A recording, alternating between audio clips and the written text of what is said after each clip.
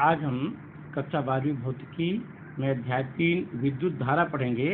जैसा कि हम जानते हैं कि दो अलग अलग आवेशित चालकों को एक सुचालक तार के द्वारा जोड़ दिया जाए तो अधिक विभव वाले चालक में से आवेश कम विभव वाले चालक में तब तक प्रवाहित होता है जब तक कि दोनों का आवेश समान न हो जाए।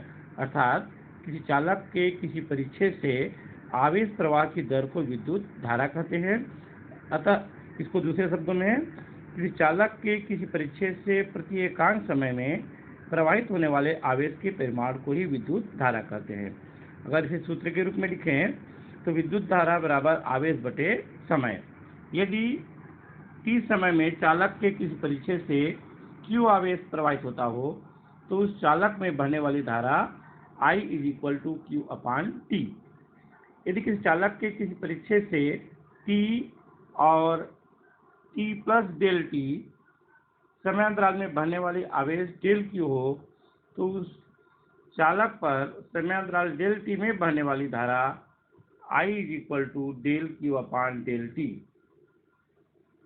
इसी को I limit del T tend to 0 अर्थात डेल टी का मान जब बहुत ही अल्प शून्य के बराबर हो तो इसे I dq/dt के रूप में भी लिखा जा सकता है।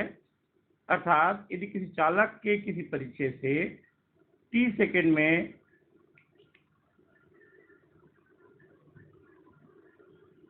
पहुंचने वाले इलेक्ट्रॉनों की संख्या n हो तो बहने वाला आवेश q हो, जहां पर q बराबर ne हो जाएगा।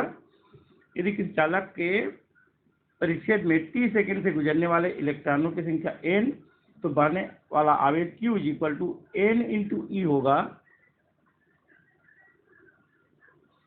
जहां e एक इलेक्ट्रॉन पर आवेश है। इसी सूत्र में I q/t में q के स्थान पर ne रख दें तो I मान मिलेगा ne/t। विद्युत धारा का SI मात्रक एम्पियर होता है। सूत्र I qt में यदि q बराबर 1 कूलाम t बराबर 1 सेकेंड लें तो I बराबर 1 एम्पियर होता है। अर्थात यदि 1 एम्पियर धारा को परिभाषित करें, यदि किसी चालक के किसी परिच्छेद से 1 सेकेंड में 1 कूलाम आवेश प्रवाहित होता हो तो उस चालक में बहने वाली धारा का मान 1 एम्पियर होगा। सूत्र के रूप में 1 एम्पियर बराबर 1 कूलाम बटे 1 सेकेंड।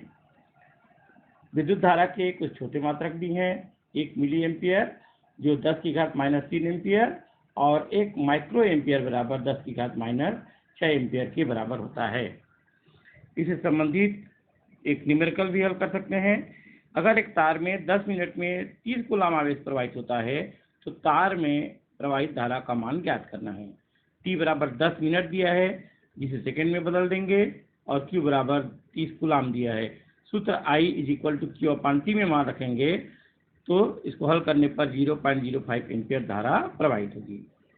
ये जो विद्युत धारा की दिशा होती है हमेशा धन आवेश के प्रवाह की दिशा में होती है, क्योंकि धात्विक चालकों में मुक्त इलेक्ट्रॉन विद्युत के वाहक होते हैं और ये विद्युत धारा का निर्माण करते हैं। इलेक्ट्रॉनों की प्रवाह की दिशा धनायनों के प्रवाह की दिशा के हमेशा विपरीत होती है। अतः इलेक्ट्रॉन धारा की दिशा विद्युत धारा की दिशा के विपरीत होती है। विद्युत धारा की प्रकृति, इसमें परिमाण और दिशा दोनों होते हैं, फिर भी यह एक अदिश राशि है। इसका कारण है कि विद्युत धाराओं को अदिशों के योग नियम द्वारा जोड़ा जाता है और अगर इस तार में गांठ या उसमें कोई अवरोध कर दें तो भी इसके मान में कोई परिवर्तन नहीं होता।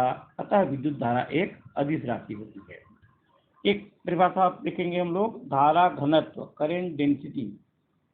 किसी चालक के प्रति अनुप्रस्थ परिच्छेद में बहने वाली विद्युत धारा को उस परिच्छेद बिंदु पर धारा घनत्व कहते हैं। इसे वेक्टर J से प्रदर्शित करते हैं। सूत्र के रूप में लिखेंगे विद्युत धारा बटे अनुप्रस्थ परिच्छेद का क्षेत्रफल। अगर किसी चालक के परिच्छेद A जिसका क्षेत्रफल है से बहने वाली धारा I हो तो इसका घनत्व का परिमाण J I/A होता है।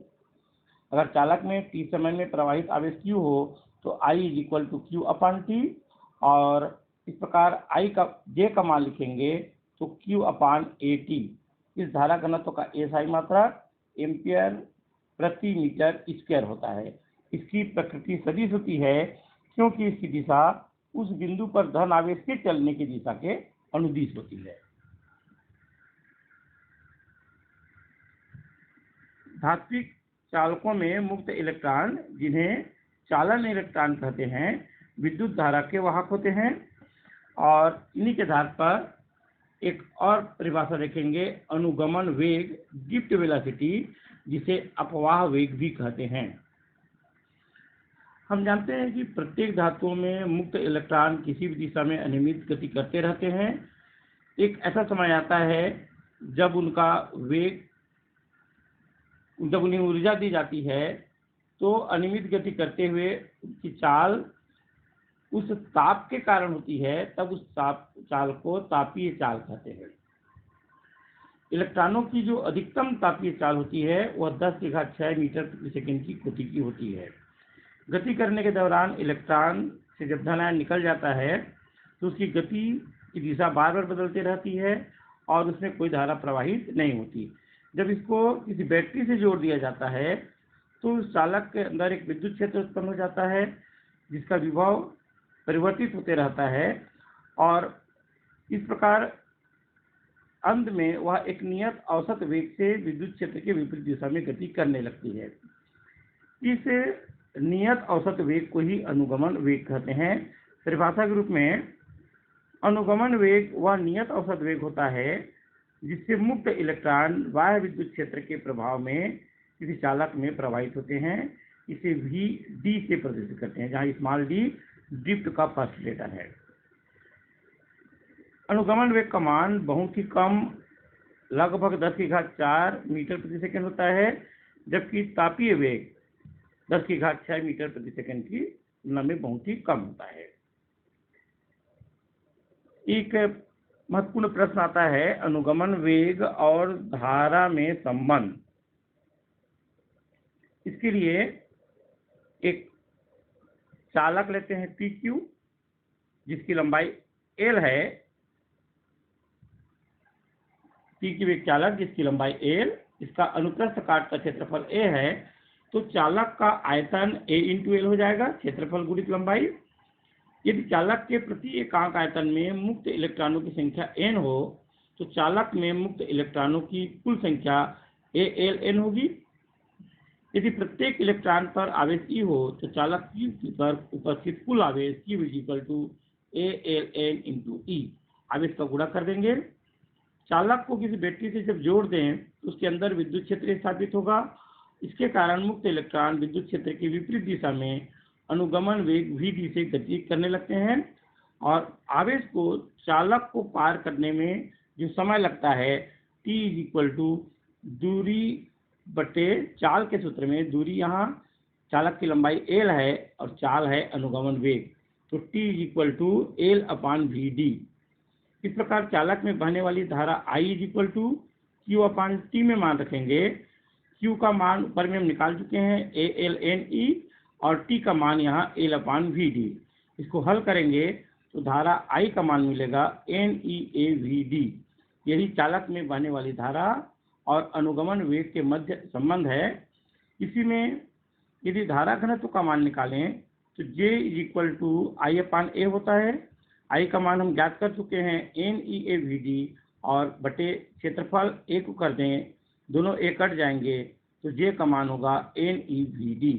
इस प्रकार धारा और अनुगमन वेग के बीच संबंध ज्ञात किया जा सकता है।